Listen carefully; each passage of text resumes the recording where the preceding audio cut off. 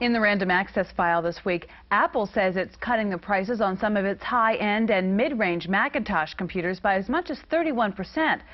Some of the models affected include the Mac 2 FX with 4 megs and a floppy drive. That's been reduced to about $7,400. In the mid-range, the Mac SE 30 with 4 megs and an 80-megabyte hard drive will go down to about $3,800. Software Publishing has introduced a new word processor for Windows that includes an integrated electronic mail front end. The program is called Professional Write Plus, and it lets you send or receive mail messages and file attachments without exiting the program. The document processor has a grammar checker that proofreads documents in 6 different writing categories, including business, technical, and fiction. Professional Write Plus also features a spelling checker and thesaurus. Central Point Software has announced a new virus protection program it claims will detect and eliminate more than 400 known viruses in DOS, Windows, and networked applications.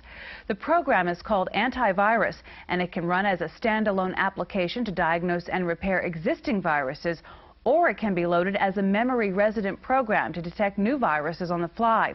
Central Point Software also announced a new support program that will provide customers with a 24-hour virus hotline and updates on recently discovered viruses.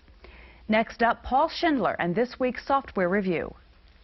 I'd love to be a teacher if they brought back corporal punishment. But seriously, for those of us who weren't paying attention in school, or even those who were, there's some more help on grammar checking available from Correct Grammar. It includes a spelling checker, but there's lots of those. This one works pretty well.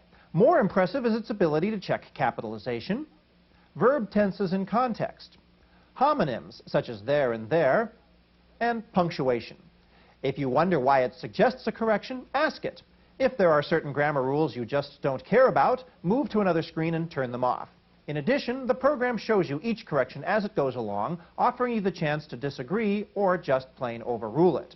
The program can also find colloquialisms, wordiness, spacing errors, and split infinitives. There are some things up with which it will not put. Correct Grammar is $99 for the Mac or the PC from Lifetree Software in San Francisco. For the Computer Chronicles, I'm Paul Schindler. Taking a look at this week's top 10 software titles for the Macintosh, Mac Connection reports that Mac Utilities is in the #1 position, with Macintax 1990 in second. Third is After Dark, followed by Sam and Disk Doubler.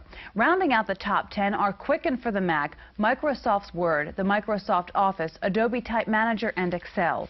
Adobe Systems has announced a new font technology called Multiple Master Typefaces that lets you manipulate the weight, width, visual scale, and style of any font. Normally, typefaces are individually produced by the type manufacturers and sold as fixed static fonts. Adobe says its new technology will now let you buy a single font product and then personally generate an infinite number of font variations. Aldus Corporation has begun shipping Freehand 3.0, a new design and illustration program for the Mac.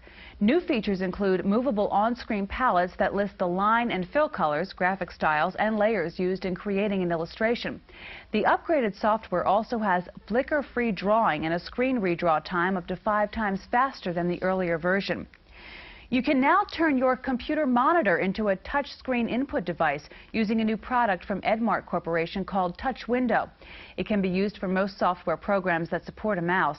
The Touch Window will fit on any color or black and white monitor up to 15 inches in diagonal size, and it can be removed and used as a separate graphics tablet for drawing, testing, and touchpad input.